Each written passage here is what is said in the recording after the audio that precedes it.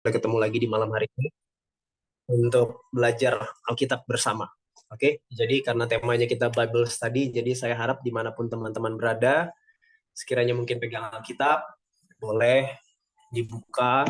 Kalaupun dalam keadaan yang tidak memungkinkan, boleh lihat uh, Alkitab elektronik, ataupun mungkin akan di-share juga ayat-ayat yang akan disampaikan di room chat. Jadi boleh tetap mengikuti ayat demi ayat yang akan dibagikan. Oke.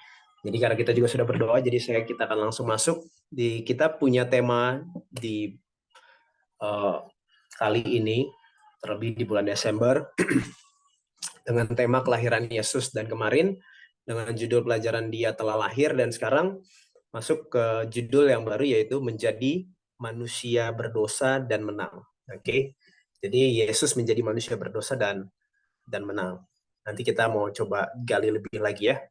Dan kalau ada pertanyaan dan sebagainya, nanti boleh juga dikirimkan ke MC untuk bisa kita bahas setelah ini. Oke, sedikit pendahuluan dan review kemarin dari pelajaran yang kemarin. Seluruh kekristenan kan di bulan Desember ini, khususnya tanggal 25 ini, memperingati, merayakan yang namanya hari kelahiran Yesus, Christmas ataupun Natal. Gitu. Meskipun kita juga sudah belajar di pelajaran kemarin, tanggalnya nggak tanggal seperti itu, sebagaimana yang diperingati seluruh dunia ini. Oke, jadi ada pelajaran yang kemarin nggak tanggal 25 Desember juga gitu. Tetapi secara prinsip kita semua sepakat bahwa Yesus telah lahir, begitu ya, di Nazaret, di Bethlehem, dia besar di Nazaret. Yesus telah lahir, juru selamat dunia telah lahir, dan kita yang datang di sini orang-orang percaya, umat-umat percaya yang percaya kepada Yesus Kristus dari Nazaret itu. Dan uh, kurang lebih seperti itu pelajaran kemarin, dan saya mau kembali kutip satu ayat di Matius 1 ayat 21, kemarin juga sudah sempat dibuka, dan ini jadi ayat pertama kita sebagai ayat fondasi. Oke, Matius 1 ayat 21. Kembali kalau ada yang punya Alkitab boleh dibuka, kalau ada yang nggak pegang juga mungkin akan di-share, bisa dilihat di chatnya, itu pun boleh didengar. Matius 1 ayat 21 katakan seperti ini teman-teman. Ini kata malaikat kepada Yusuf, bapaknya Yesus. Ia akan melahirkan anak laki-laki, dan engkau akan menamakan dia Yesus, karena dialah yang akan menyelamatkan umatnya dari dosa mereka. Oke, jadi perhatikan kalimat paling terakhirnya. Kenapa dinamakan Yesus? Dia akan dinamakan Yesus karena Yesuslah, dialah yang akan menyelamatkan umatnya dari dosa mereka. Jadi Yesus datang bukan hanya untuk menyelamatkan, kalimatnya lengkap, menyelamatkan dari, from, dosa. Oke, kita kan kayak kalau ada orang mau menyelamatkan seseorang, misalnya uh, um, ada seseorang, saya mau menyelamatkan dia dari apa? Apa bahaya yang sedang mengancam dia? Situasinya bagaimana? Kondisinya bagaimana? Begitu. Contoh, saya sedang mau menyelamatkan dia dari tenggelam atau dari api. Ada sesuatu yang membahayakan diri orang tersebut sehingga kita harus pergi selamatkan. Begitu ya. Yesus pun sama. Dia datang untuk menyelamatkan kita. Pertanyaannya berarti, emang kita bahaya kenapa? Emang teman-teman sekarang sedang dalam bahaya apa? 2000 tahun lalu waktu Yesus datang lahir ke bumi ini, emang manusia sedang dalam bahaya apa? Apakah bahaya pandemi? Apakah bahaya resesi ekonomi zamannya waktu Yesus lahir? Atau bahaya gempa bumi, bencana alam? Bukan itu yang Yesus mau datang untuk selamatkan manusia. Dia datang untuk menyelamatkan manusia dari dosa. Dosa siapa? Dosa mereka, dosanya orang-orang ini. Jadi jelas sekali, ini ayat paling mendasar, menjadi fondasi bagi kita dalam pelajaran ini. Ingat, Matius 1 ayat 21, engkau akan menamakan dia Yesus, sebab dialah yang akan menyelamatkan manusia, menyelamatkan umatnya dari dosa mereka. Oke, kita diselamatkan dari dosa. Berarti dosa itu adalah sesuatu hal yang membahayakan keselamatan kita. Begitu ya, kurang lebih ya. Benar, karena ayat lain katakan upah dosa maut, mati. Jadi kita diselamatkan dari kematian, dari dosa, uh, karena dosa berakibat kematian. Lalu pertanyaan berikutnya, Apa sih dosa itu? Oke, kan kita tahu dosa, oh dosa. Apa sih dosa itu? Gitu loh. Supaya kita tahu kita diselamatkan dari apa? Apa yang kondisi yang sedang membahayakan kita? Nah, di dalam Alkitab cuma ada satu definisi dosa. Dan itu ada di dalam 1 Yohanes 3 ayat yang keempat. 1 Yohanes 3 ayat yang keempat, kurang lebih kalimatnya bunyinya seperti ini. Sebab dosa ialah pelanggaran akan hukum Allah. Jadi dosa itu pelanggaran hukum Allah. Kalau begitu, berdasarkan definisi ini, kalau kita kembali ke Matius 1 ayat 21, ya, bunyi kalimatnya akan seperti ini. Ia akan melahirkan anak laki-laki dan engkau akan menamakan dia Yesus karena dialah yang akan menyelamatkan umatnya dari pelanggaran mereka akan hukum Allah. Bayangkan teman-teman, tema Natal, tema kelahiran Yesus yang dunia kekristenan peringati di seluruh dunia ini, bukan hanya di Indonesia. Ayat ini mengatakan bahwa Yesus datang lahir untuk menyelamatkan kita, manusia, dari melanggar hukum. Kan begitu ya bunyinya ya, kalau kita gabungkan Matius 1:21 dan 1 Yohanes 3 ayat 4. Semoga sampai sejauh ini boleh diikuti ya pelajarannya.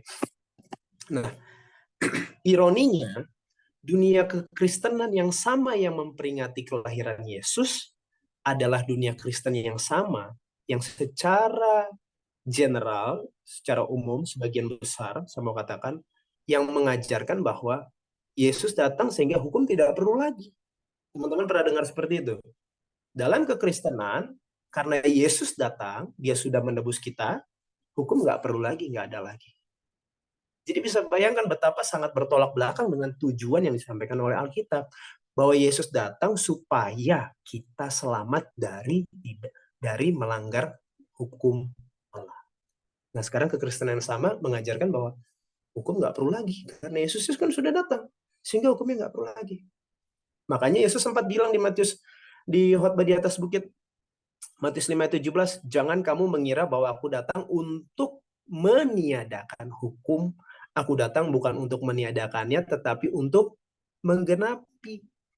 Nanti kita akan belajarin lanjut. Apa maksudnya menggenapi? Tapi yang jelas Yesus sampaikan bahwa jelas, saya datang bukan untuk meniadakan hukum. Jadi kalau ada pemikiran ataupun konsep ajaran yang mengajarkan bahwa Yesus datang sehingga hukum nggak perlu lagi karena sudah ada Yesusnya, salah besar. Sebaliknya, justru karena Yesus datang, Yesus mau menunjukkan bahwa hukumnya tidak bisa dirubah, hukumnya kekal, sehingga dia perlu datang. Oke, ini fondasi ya. Matius 1 ayat 21, lalu 1 Yohanes 3 ayat 4, dan Matius 5 ayat 17. Yesus datang untuk menyelamatkan umatnya dari dosa mereka. Bahasa lainnya, Yesus datang untuk menyelamatkan umatnya dari pelanggaran mereka akan hukum Allah. Dan Yesus katakan jelas, jangan kamu sangka aku datang untuk meniadakan hukum dan kita para nabi, aku datang bukan untuk itu, tapi untuk menggenapinya.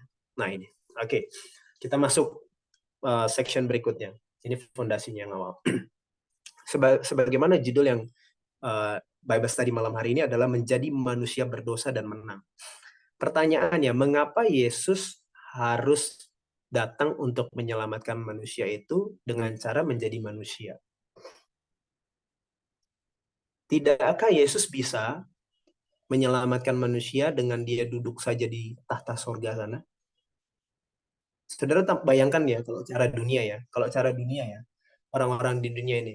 Kalau ada yang namanya bos, bukan hanya di dunia ini banyak bos, tapi ini big boss, oke, bosnya bos ya. Kalau di perusahaan saudara atau di tempat manapun pasti ada banyak manajer, ada banyak bos, di atasnya bos ada bos lagi. Nah ini the big bossnya. Kalau dia mau pergi menyelamatkan seseorang, kira-kira perlu dia yang turun nggak? Kalau orang dunia ya, nggak perlu, iya kan? Dia bisa utus orang, send, dia utus orang bisa, gitu. Nah, kalau begitu, pertanyaannya, Yesus sebagai Raja alam semesta, Yohanes 1 ayat 1 katakan bahwa pada mulanya firman, firman itu bersama-sama dengan Allah, dan firman itu adalah Allah, dan sebagai umat Kristen kita percaya Yesus adalah Allah.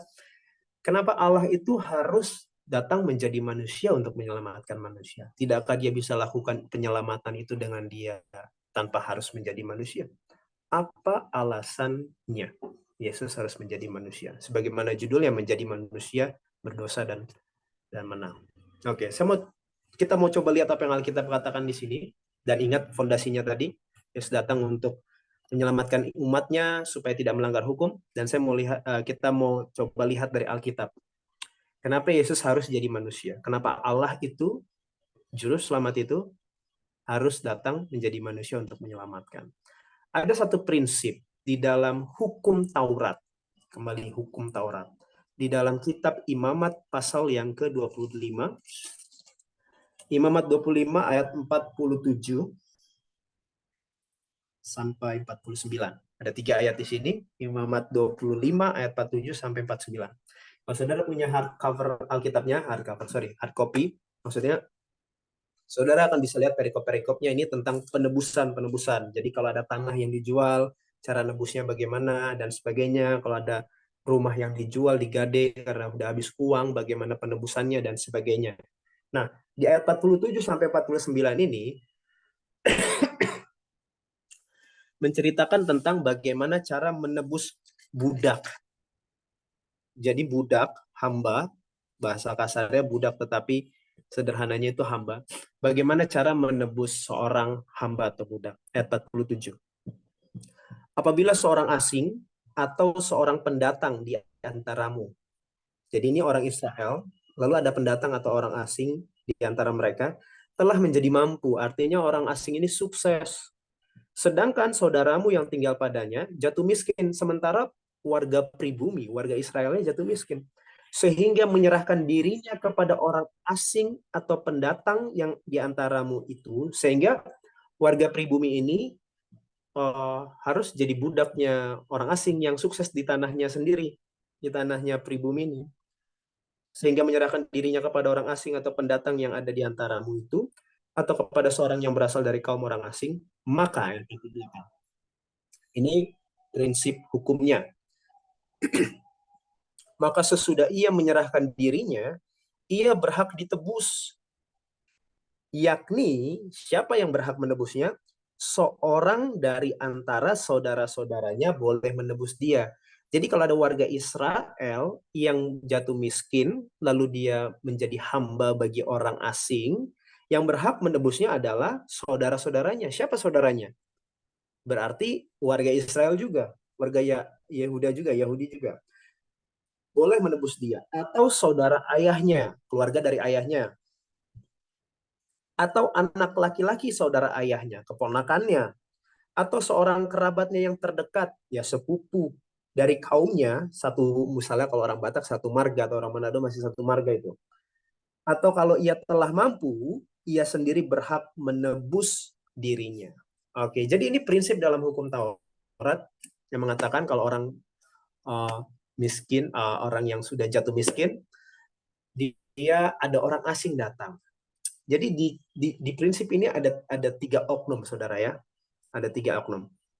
Ada yang pertama orang asing, yang kedua ada orang pribumi yang jatuh miskin sehingga menjadi hamba bagi orang asing ini, dan yang ketiga ada saudara-saudaranya orang miskin ini yang berhak menebus dia. Kalau melihat 3 ini, saudara bisa melihat cerita di Taman Eden. Kita nggak perlu buka ayatnya, dalam Roma 6 ayat 16 kurang lebih seperti ini. Paulus bilang, kalau ada seorang menyerahkan dirinya dan menuruti perkataan orang itu, dia itu jadi hambanya. Kalau saya mendengar perkataan misalnya dari saudara siapa di sini, saudari Febri, oke. Lalu saya mentaati dia, saya ini sedang menjadi hamba dia yang harus saya taati. Entah yaitu yang dia sampaikan benar, atau entah itu yang dia sampaikan salah atau buruk. Nah, di sini saudara bisa melihat cerita Taman Eden, di mana ada seorang asing, ada pribumi. Kalau saya mau ganti kata kalimatnya, Adam Hawa, dia tinggal di situ. Tapi ada orang asing datang, setan lewat ular. Lalu warga pribumi ini lebih mendengarkan, mentaati warga asing ini, setan ini. Sehingga menurut Roma 6 ayat 16 dan 17 itu, dia menjadi hamba, jadi budaknya yang harus dia turutin setan ini. Itu sebabnya yang berhak untuk menebus Adam dan Hawa haruslah siapa tadi menurut hukum Taurat tadi? Saudaranya, kerabat terdekat. Prinsip ini dipakai dalam Alkitab dan bahkan ada di cerita tentang Rut dan Boas. Ya, kita nggak perlu bahas ceritanya ya, tapi teman-teman mungkin ingat cerita Rut dan Boas. Bagaimana Rut bersama mertuanya Naomi, Naomi punya anak meninggal dua-duanya, salah satunya suaminya Rut, akhirnya salah satu lagi Orpa pulang ke Moab, Rut minta ikut sama Naomi, lalu mereka kembali ke Bethlehem, ke tanah Israel, lalu Rut jadi ya bukan tukang, hanya ngambil berkas-berkas sisa-sisa aja apa yang ada di situ. Lalu tiba-tiba ketemu Boas dan Naomi tahu silsilah keluarganya, oh itu masih saudara kita, dia berhak nebus kita. Tapi Boas bilang, oh masih ada yang lebih dekat lagi. Tapi yang lebih dekat ini nggak mau ngambil. Akhirnya Boas yang ngambil. Akhirnya jadilah Boas dengan Rut dan menjadi orang tua dari keturunan Raja Daud. Dan hal ini kita mau menjawab pertanyaan, kenapa Yesus Allah juru selamat harus datang jadi manusia untuk menyelamatkan kita? Karena hukum berkata demikian. Ingat fondasi tadi, aku datang bukan untuk meniadakan hukum, bahkan cara penebusan pun taat dengan kaidah hukum yang Tuhan buat sendiri, yang Tuhan berikan kepada Musa. Yesus harus menjadi saudara bagi Adam dan Hawa, saudara bagi umat manusia. Bagaimana? Apa maksudnya menjadi saudara? Kita lihat Alkitab lagi dalam Ibrani. Sekarang kita pindah ke Perjanjian Baru. Ibrani pasal 2 ayat 11. Ibrani pasal 2 ayat yang 11. Ini satu perikop dengan judul, kalau ada dipegang hardcover-nya, Yesus seketika lebih rendah daripada malaikat-malaikat. Ini waktu Yesus menjadi manusia. Kita nggak perlu baca dari ayat 5 ya, tapi singkatnya, Yesus lebih rendah dari malaikat, Yesus yang adalah Allah lebih rendah dari malaikat, karena dia menjadi manusia. Lalu ayat 11. Sebab ia yang menguduskan mereka, sebab ia yang menguduskan, ia ini adalah Allah, Bapa, dan mereka yang dikuduskan, mereka semua berasal dari satu, dari Bapa maksudnya. Itulah sebabnya ia, Yesus, tidak malu menyebut mereka saudara.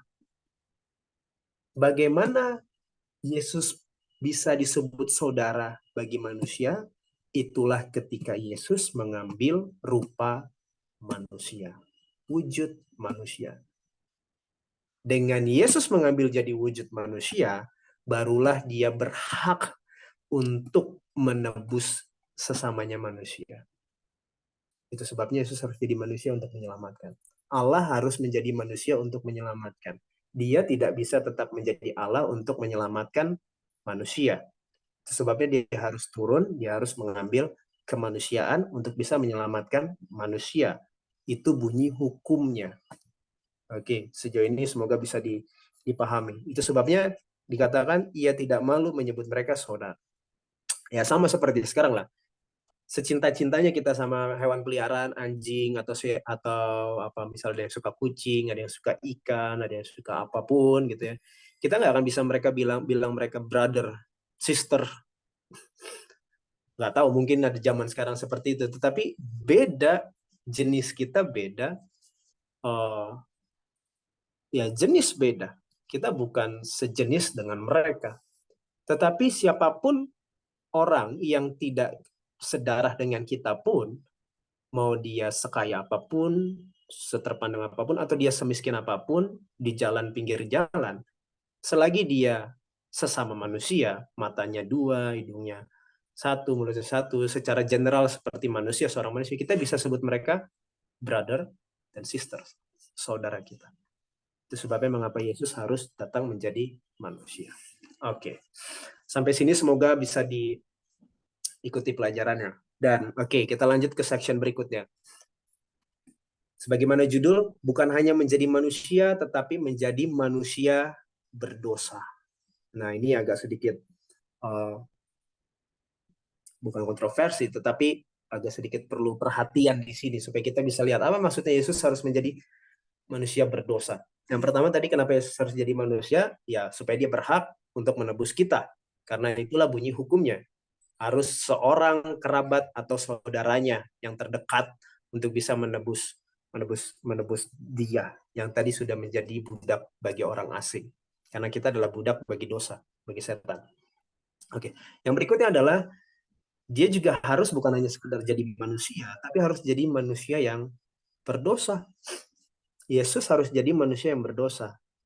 Bukan hanya supaya bisa menyelamatkan kita, karena kalau mau sekedar menyelamatkan kita, jadi manusia saja cukup. Boleh maksud saya, kita mau masuk lebih dalam. Tadi kan hanya jadi manusia. Kalau hanya untuk menyelamatkan, bisa jadi manusia.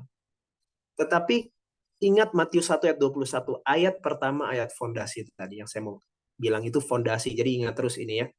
Yesus datang, dialah yang akan menyelamatkan umatnya dari. Jadi Yesus bukan hanya bilang mau menyelamatkan, tapi Alkitab bilang dia akan menyelamatkan umatnya dari dosa mereka. Yesus tidak hanya sekedar, Allah tidak hanya sekedar mau menyelamatkan kita, membebaskan kita dari kematian. Tapi Allah juga mau mengajarkan kita, memberikan kita contoh sebagai seorang manusia berdosa tapi bisa taat. Ilustrasinya seperti ini, teman-teman. Keselamatan itu, ada seorang ayah, dia mau menyelamatkan anaknya yang tenggelam. Dia bisa menyelamatkan anaknya yang tenggelam dengan cara ya diambil anaknya, diselamatkan. Tetapi kalau menurut Matius 1 ayat 21, penyelamatannya bukan hanya seperti itu. Yang harus dilakukan ayah ini bukan hanya menarik anaknya dari laut atau kolam atau dimanapun dia tenggelam, bukan hanya untuk menyelamatkan dia dari kondisi gawat darurat tenggelam, tetapi ayah ini harus juga mengajarkan anaknya untuk bisa berenang. Supaya di lain kesempatan, anak ini bisa berenang dan tidak tenggelam. Itu pula yang Allah lakukan. Allah tidak hanya sekedar kita menyelamatkan kita dari dosa, minta ampun dianggap bersih. Itu yang disebut dengan namanya pembenaran, justification atau justifikasi. Dan setelah itu kita bebas untuk melanggar lagi. Bukan itu model keselamatan yang Yesus datang berikan. Allah datang Yesus datang untuk bukan hanya menyelamatkan kita, bukan hanya pembenaran, justifikasi, tetapi dia juga mengajarkan kita supaya kita tidak lagi melanggar. Itu disebut dengan namanya penyucian atau sanctification. Itulah makna dari Matius 1 ayat 21. Bukan hanya sekedar untuk menyelamatkan, kayak ayahnya tadi, bukan hanya anaknya diangkat dari kolam supaya tidak tenggelam, betul harus diangkat dari kolam karena anak itu tidak bisa menyelamatkan dirinya sendiri. Tetapi ayah itu akan mengajarkan bagaimana caranya berenang dengan baik dan benar supaya tidak perlu tenggelam lagi. Dan Yesus untuk mengajarkan hal seperti itu, nggak bisa hanya duduk. Seperti ayah tadi, dia nggak hanya bisa duduk tenang, lalu mengajarkan berenang. Pernah dengar ungkapan seorang nggak, kalau mau belajar berenang ya jangan di luar, belajar berenang di dalam. Pernah dengar begitu ya? Kalau mau belajar berenang ya di dalam air, bukan di luar. Jangan di luar air, di dalam air berenang. Inilah kenapa kita masuk bukan hanya Yesus perlu menjadi manusia, tapi dia perlu menjadi manusia berdosa. Supaya dia bisa mengajarkan kita yang juga manusia berdosa. Coba kita lihat dalam Ibrani 2 tadi, masih di Ibrani 2, ayatnya yang ke-14 sekarang. Oke, sekarang ayatnya yang ke-14. Kita katakan karena anak-anak itu, maksudnya manusia ya, karena ayat 12 dan 13-nya Yesus bilang kepada Bapaknya, aku akan memberitakan namamu kepada saudara-saudaraku, manusia tadi, dan memuji-muji engkau tengah-tengah jemaat. Sesungguhnya inilah aku dan anak-anak yang telah diberikan Allah kepada aku. Maksudnya anak-anak itu kita umat manusia. Dan ayat 14. Karena anak-anak itu adalah anak-anak dari darah dan daging. Kita ini manusia darah dan daging. Maka ia juga menjadi sama dengan mereka. Itu tadi Yesus harus jadi manusia. Dan mendapat bagian dalam keadaan mereka. Supaya oleh kematiannya ia memusnahkan dia, yaitu iblis yang berkuasa atas maut. Ini juga bisa jadi alasan kenapa Yesus harus datang ke dunia jadi manusia. Agar dia bisa mati. Karena Allah tidak bisa mati. Karena dengan kematiannya, ia memusnahkan iblis yang berkuasa atas maut. Jadi kekalahan itu bukan di kelahiran ya. Kelahiran itu baru awal. Kekalahan itu di kematiannya. Ayat 15. Dan supaya dengan jalan demikian, ia membebaskan mereka yang seumur hidupnya berada dalam perhambaan. Ingat tuh tadi prinsip dalam Imamat 25 tadi. Kita ini hamba dosa. Oleh karena takutnya kepada maut. Kita ini budak. Ayat 16. Sebab sesungguhnya bukan malaikat-malaikat yang ia kasihani, tetapi keturunan Abraham yang ia kasihani. Nah ini terjemahan Indonesianya kurang tepat. Kurang lebih seperti ini kalau lihat dalam bahasa Inggrisnya. Karena dia sebab sesungguhnya Yesus tidak mengambil alamiah malaikat, tetapi dia mengambil alamiah, maksudnya yang dia ambil itu bukan sosok malaikat, bukan jenis malaikat, tetapi alamiahnya keturunan Abraham yang ia kasihani. Itulah sebabnya maka dalam segala hal ia harus disamakan dengan saudara-saudaranya dalam segala hal, dalam segala kelemahan, dalam segala kekurangan, ia harus sama dengan saudara-saudaranya, supaya ia menjadi imam besar yang menaruh belas kasihan dan yang setia kepada Allah untuk mendamaikan dosa seluruh bangsa. Sebab oleh karena ia sendiri telah menderita karena pencobaan, maka ia dapat menolong mereka yang dicobai. Jadi Yesus perlu mengambil kemanusiaan manusia yang berdosa, atau bahasa kerennya itu sinful nature, alamiah manusia yang berdosa.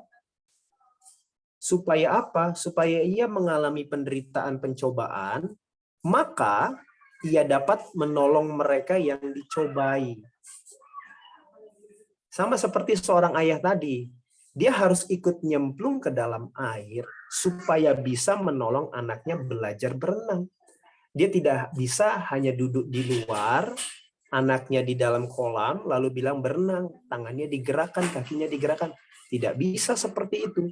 Itu sebabnya Yesus bukan hanya harus jadi manusia, tapi jadi manusia yang berdosa. Nanti saya jelaskan kenapa maksudnya manusia berdosa. Satu ayat lagi untuk menjelaskan bahwa Yesus mengambil kemanusiaan yang berdosa di dalam Roma 8 ayat yang ketiga. Oke, kita boleh buka Roma 8 ayatnya yang ketiga. Kita coba lihat Roma 8 ayat 3. Karena ada dua jenis kealamian manusia. Adam dan Hawa lahir dengan alamiah manusia yang tidak berdosa. Sinless nature, alamiah tidak berdosa. Sementara setelah dia berdosa, seluruh keturunan manusia memiliki alamiah manusia yang sinful. Roma 8 ayat 3, sebab apa yang tidak mungkin dilakukan hukum Taurat karena tak berdaya oleh daging, telah dilakukan oleh Allah sendiri. Jadi daging ini tidak berdaya untuk melakukan hukum Taurat. Tapi Allah telah melakukan dengan jalan mengutus anaknya sendiri dalam daging, maksudnya sebagai dalam manusia, daging itu maksudnya flesh itu manusia, tapi manusia yang bagaimana? Yang serupa dengan daging yang dikuasai dosa karena dosa. Kalau dalam bahasa Inggrisnya disebut sinful. Itu adalah daging yang dikuasai dosa karena dosa, ia telah menjatuhkan hukuman atas dosa di dalam daging.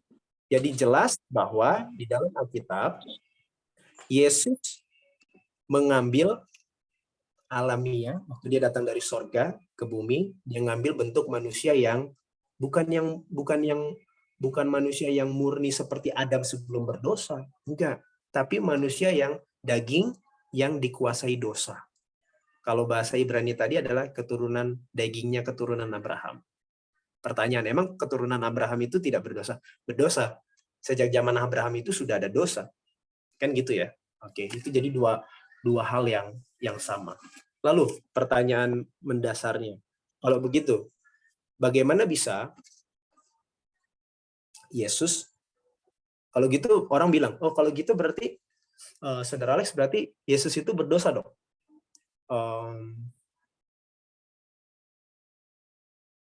Alkitab bilang seperti ini. Coba kita buka dalam 2 Korintus 5 ayat 21. Ketika ditanya apakah Yesus berdosa, iya. Tetapi kok bisa dia disebut sebagai anak domba yang tak bercacat, tak bernoda? Kan sering ada ungkapan seperti itu. Artinya kan dia murni. Dia kudus. Dia murni. Bagaimana bisa disebut berdosa tetapi murni? Kayak gitu. Bagaimana bisa disebut berdosa tetapi murni? Oke, kita coba lihat. Semoga tadi udah dapat pemahamannya ya. Yesus mengambil manusia, tubuh manusia yang inkarnasinya Yesus dari Allah menjadi manusia. Dia tidak mengambil manusia yang jenis manusia yang berbeda dengan kita. Sama. Ingat, kenapa kita mau bahas ini? Karena kita mau lihat cara Tuhan menyelamatkan, bukan hanya menolong kita dari kematian, tetapi mengajarkan kita penurutan akan hukum. Itu sebabnya, menurut Ibrani 2 tadi, dia juga harus mengalami penderitaan pencobaan, supaya dia bisa renggang rasa sama kita. Dia tahu kelemahan manusia bagaimana kalau digoda, dicobai sama uang, sama perempuan, sama pekerjaan yang menggiurkan, sama segala hal yang di dunia ini, dia perlu rasakan supaya dia bisa mengajari kita. Kalau dia tidak pernah merasakan hal seperti itu, dia nggak akan pernah bisa menjadi imam besar bagi kita. Yang bertenggang rasa dengan segala kelemahan, bersimpati, berempati. Oke, sudah di sana 2 Korintus 5 ayat yang ke-21. 2 Korintus 5 ayat 21. Kita sedang coba mau bahas yang selanjutnya, kok bisa kalau memang benar Yesus itu berdosa, kok bisa disebut Yesus itu manusia berdosa tetapi murni. Oke. 2 Korintus 5 ayat 21. Dia yang tidak mengenal dosa. Ini berbicara tentang Yesus. Oke, karena ada ayat-ayat di atasnya, tapi kita nggak mau bahas. Ayat 21. Dia yang tidak mengenal dosa, jadi Alkitab katakan Yesus tidak kenal dosa. Telah dibuatnya menjadi dosa karena kita. Siapa yang membuat Yesus menjadi dosa? Ayat ini bilang Yesus tidak kenal dosa, tidak mengenal dosa. Telah dibuatnya. Berarti ini Bapa. Karena supaya dalam dia kita dibenarkan oleh Allah. Bapa telah membuat Yesus menjadi dosa. Meskipun Yesus tidak mengenal dosa. Supaya di dalam Yesus kita dibenarkan oleh Allah. Jadi Yesus itu tidak mengenal dosa, tetapi dia harus jadi manusia berdosa. Dibuat jadi dosa. Sama seperti kalimat berikutnya, supaya dalam Yesus kita yang salah, yang berdosa, jadi benar. Kan Kristen orang Kristen sangat mengagungkan doktrin ataupun pengajaran ini. Kita yang berdosa dianggap benar. Kayak kita ujian kita 0, tapi guru kita tulis 100. Itulah pembenaran. Hal yang sama terjadi sama Yesus. Kita harus bertanya dong, kok bisa ya? Kita ini agama lain itu syirik dan iri. Karena mereka perlu dengan pahala, perlu dengan perjuangan, perlu dengan perbuatan baik untuk bisa selamat. Lalu ditimbang plus minusnya. Apakah memenuhi standar atau tidak. Saya punya pengalaman obrolan diskusi dengan interfaith beberapa agama. Baik itu Islam, Hindu, Buddha, Konghucu, dan beberapa agama lainnya. Gitu. Satu hal yang mereka sangat bingung, tapi di saat yang sama antara bingung sama takjub. adalah dengan itu tadi. Pengampunannya kekristenan ini luar biasa. Keselamatannya itu kasih karunia. Nah, kita perlu bertanya dong, dari mana kok bisa dapat begitu? Kok bisa kita yang salah dianggap benar? Emang ada keadilan di situ? Kayak dalam kasus-kasus di dunia ini. Kok bisa orang salah dianggap benar? Kita yang mengalami itu. Orang Kristen mengagungkan itu, tapi kita pernah bertanya nggak? Kok bisa ya saya salah ini tapi kok dianggap benar? Itu semua karena Yesus yang benar dianggap salah. Supaya kita yang salah bisa dianggap benar. Kalau kita mengalami pembenaran, Yesus mengalami penyalahan. Dan dia datang jauh-jauh untuk disalahkan. Tetapi kita mau lihat nih, dia tidak mengenal dosa, dia yang tidak mengenal dosa telah dibuatnya menjadi dosa. Ingat apa definisi dosa? Tadi di bagian awal ya. Dia masih ingat gak? Mungkin kalau bisa buka mic juga boleh deh, supaya bisa ada diskusi dikit. Apa tadi definisi dosa? Dalam 1 Yohanes 3:4, dosa ialah pelanggaran hukum Allah. Pertanyaan, itu aktif atau pasif itu? Aktif. Dosa itu melanggar, melakukan sesuatu yang di luar dari hukum. Itu definisi dosa dalam Alkitab. Nah, Yesus, dia yang tidak mengenal dosa. Kata mengenal dalam bahasa Inggrisnya itu knew atau know. Knew ini dalam bahasa asli Yunaninya adalah ginosko. Kata yang sama yang dipakai sebenarnya bukan hanya mengenal, tapi maksudnya sifatnya aktif. Yesus ini tidak melanggar, tidak berbuat. Maksudnya Yesus tidak mengenal dosa adalah Yesus tidak melakukan perbuatan dosa. He did not committed sin. Dia nggak bikin dosa, dia tidak berbuat dosa, dia tidak berbuat pelanggaran. Tetapi dia dibuat dosa. Makanya bunyi Yohanes 1:29, Yohanes bilang, inilah anak domba Allah yang bukan menghapus. Bahasa Inggrisnya take away. Bahasa Inggrisnya itu dia bilang inilah anak domba Allah yang mengangkut dosa dunia. Jadi semua dosa yang ada di seluruh dunia ini dia bawa. Dan di antara semua dosa itu tidak ada satu pun dosa dari dia datangnya. Itu semua murni bukan punya dia. Itu makanya tadi dia yang benar dianggap salah karena dia mengangkut semua kesalahan-kesalahan ini. Dan dia taruh ke atas dirinya. Dengan demikian, kita yang semua memiliki kesalahan itu ya udah bersih. Karena kesalahan kita sudah diangkut semua sama Yesus. Sehingga Yesus yang jadi salah sekarang. Oke. Nah, di mana Yesus perbedaannya ya? Jadi dari sini semoga bisa sedikit tercerahkan kok bisa disebut Yesus manusia berdosa karena dia dibuat jadi dosa. Itu sama seperti kalau saudara tanya kok bisa saudara dianggap benar, kok bisa Abraham dianggap orang benar, kok bisa Daud dianggap orang benar, kok bisa orang-orang ini dianggap benar yang punya istri banyak, yang menipu, yang berbohong, yang berdusta, tapi kok bisa dianggap benar? Bukan karena mereka orang beriman, bapak iman, atau bukan karena mereka orang saleh, bukan, karena semata-mata kesalahan mereka ditanggung oleh Yesus dan mereka percaya pada Yesus. Hal yang sama terjadi, kok bisa Yesus yang benar itu dianggap salah dan dosa?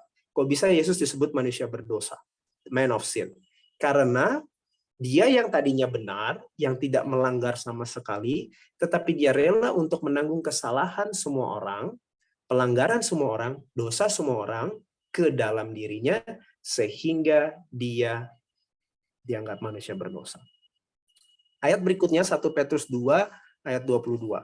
Saya coba cepat dikit ya, supaya tidak terlalu lama juga nih. 1 Petrus 2 ayat 22. Alkitab katakan, ia tidak berbuat dosa. Jelas ya, jadi sudah masuk lah ya, maksudnya poinnya dapat ya. Dia bahasanya Korintus tadi, dia tidak mengenal dosa. Mengenal itu aktif, ginosko. Itu kayak hubungan intim. Dia tidak melakukan hal yang aktif dalam melanggar. Arti definisi dosa itu pelanggaran hukum Allah. 1 Petrus 2:22, ia tidak berbuat dosa dan tipu tidak ada dalam mulutnya. Di mana buktinya? Buktinya ayat berikutnya. Ketika ia dicaci, ia tidak membalas dengan caci maki. Itu buktinya dia tidak berbuat dosa. Ketika ia menderita, ia tidak mengancam. Tetapi ia menyerahkannya kepada dia yang menghakimi dengan adil. Ayat 24. Ini poin berikutnya yang saya mau sampaikan. Ia sendiri telah memikul dosa kita, itu tadi yang saya bilang Yohanes 1:29, Yesus mengangkut seluruh dosa dunia, lalu dia angkut, dia taruh di mana dosa-dosa itu?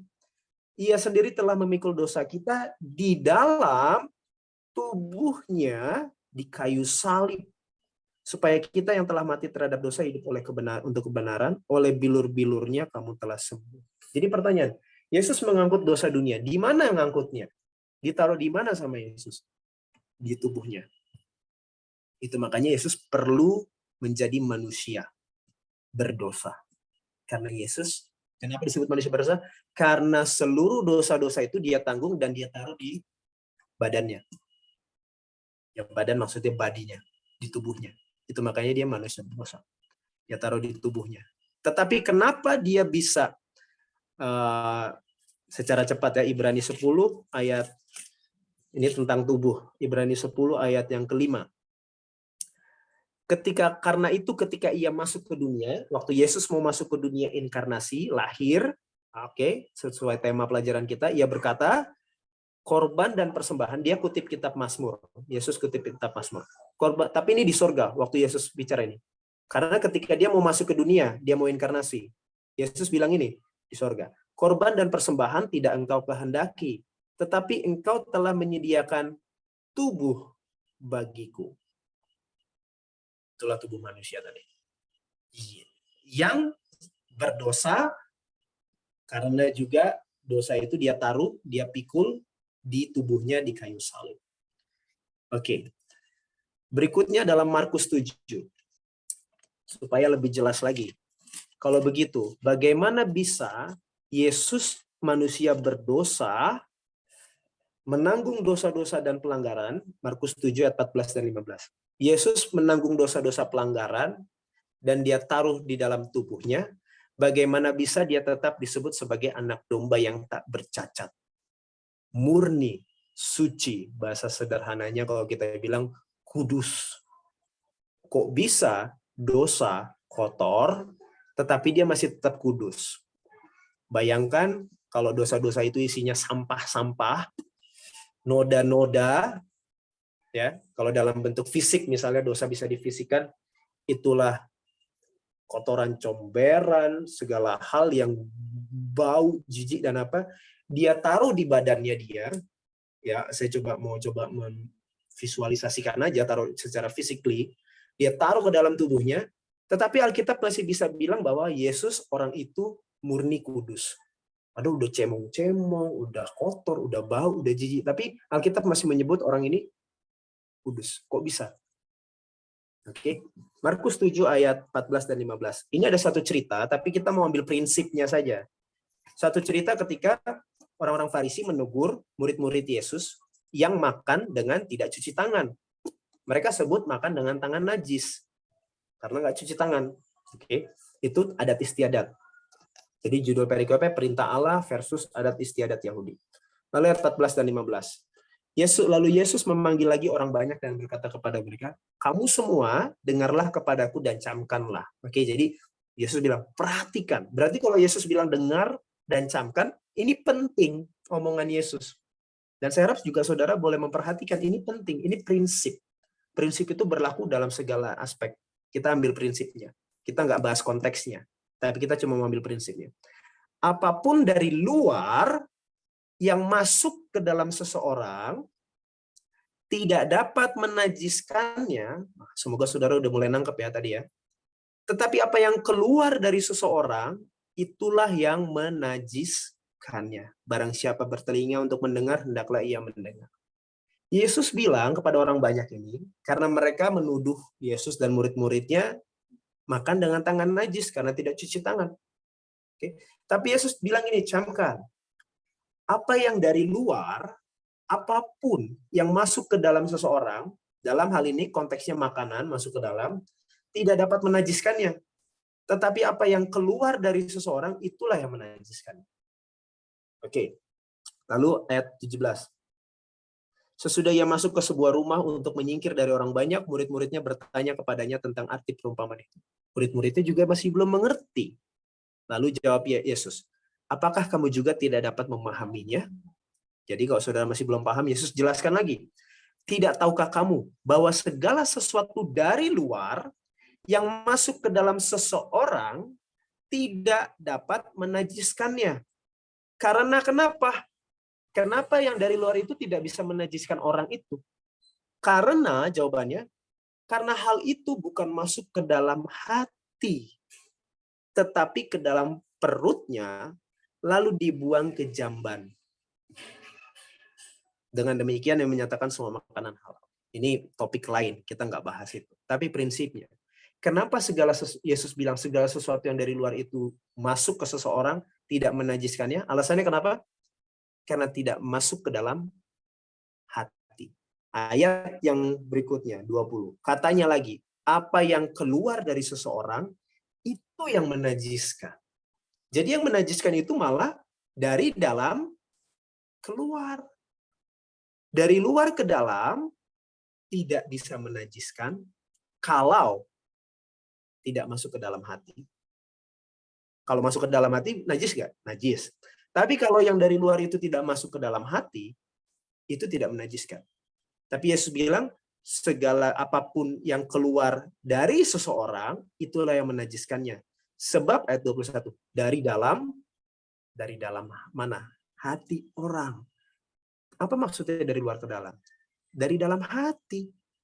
Timbul segala pikiran jahat, percabulan, pencurian, pembunuhan, perzinahan, keserakahan, kejahatan, kelicikan, hawa nafsu, iri hati, hujat, kesombongan, kebebalan. Semua hal-hal jahat ini timbul dari dalam dan menajiskan orang.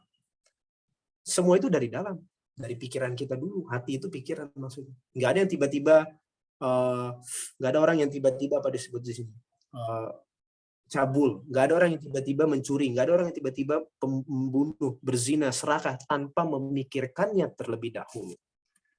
Jadi kalau kita pakai prinsip ini untuk dosa tadi, Yesus mau bilang, dosa-dosa, Alkitab mau terangkan begini, bagaimana Yesus disebut murni walaupun dia kotor, walaupun dia berdosa secara manusia. Segala dosa yang diangkut oleh Yesus, dan 1 Petrus tadi katakan di mana Yesus taruh dosa-dosa itu, dipikulnya ke tubuh. Dia nggak masukin ke hati. Dosa zina kita, dosa curi kita, dosa tidak menghormati orang tua kita, dosa kita berdusta, dia bawa memang. Tetapi itu semua yang dari luar, karena itu nggak dari dalam diri Yesus, dia taruh di tubuhnya, dan itu nggak masuk ke dalam hatinya, sehingga, ini fair, pengajarannya jelas Alkitab bilang, sehingga itu tidak bisa menajiskan seorang Yesus. Sehingga Yesus tetap kudus. Karena dari dalam hati Yesus keluar buah roh. Petrus tadi sampaikan, waktu dia dicaci, ia nggak balas. Waktu ia menderita, ia nggak mengancam. Karena semua yang jahat yang ditimpakan ke dalam diri Yesus, dia hanya taruh dipikul di tubuh, tetapi hatinya, kita buka ayat terakhir ya, Mazmur 40. Ini ayat yang tadi dikutip dalam Ibrani. Mazmur 40. Di mana Yesus bilang, sebelum dia masuk ke dunia, inkarnasi, persembahan, korban bakaran, engkau tidak kehendaki Tuhan, tapi engkau telah menyediakan satu tubuh bagiku, dan Mazmur 40 ayat yang ke-7 dan 8 sampai 9. Kita ulangi lagi ayatnya. Mazmur 40 ayat 7 sampai 9. Engkau tidak berkenan kepada korban sembelihan dan korban sajian, tetapi engkau telah membuka telingaku, korban bakaran dan korban penghapus dosa tidak engkau tuntut. Lalu aku berkata, sungguh aku datang, dalam gulungan kitab ada tertulis tentang aku suka melakukan kehendak-Mu ya Allahku, Taurat-Mu ada dalam dada hati. Kenapa dosa-dosa yang dia pikul seluruh dunia ini tidak bisa mencemari Yesus? Karena itu nggak masuk ke dalam hatinya. Kenapa tidak bisa masuk ke dalam hati? Kok bisa Yesus punya pengetahuan tentang dosa, tentang percabulan, tentang keserakahan? Yesus tahu itu semua.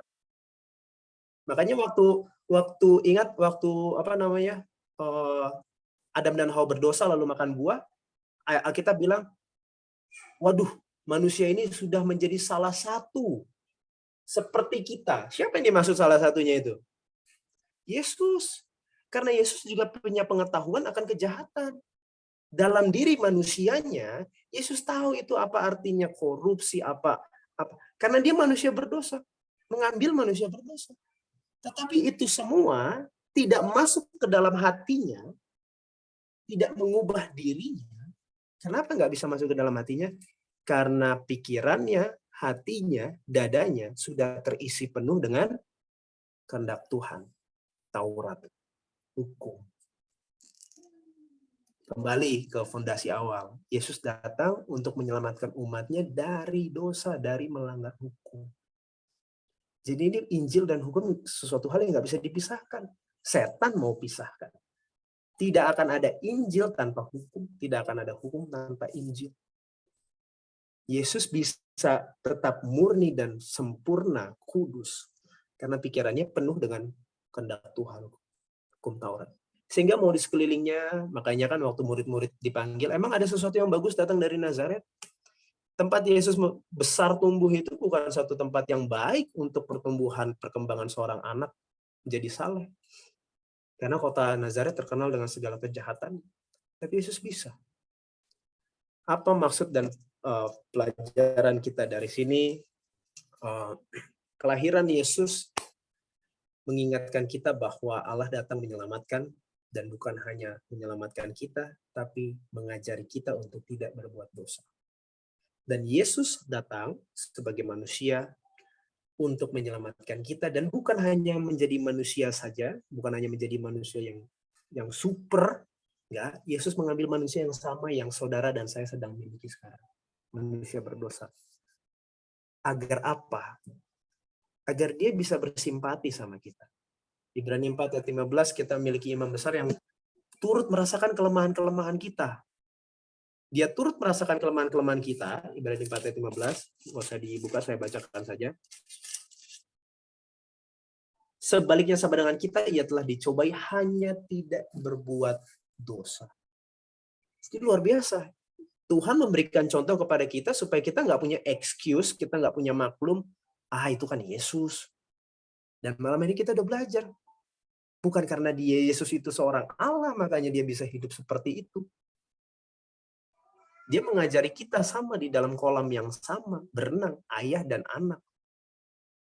Kalau ombak itu lagi naik, ya ayahnya juga kena ombak naik. Dan ini harusnya menjadi sebuah dorongan semangat bahwa wah, ternyata selama ini saya ditipu dan diremehkan oleh setan. Kamu nggak bisa nurut Tuhan.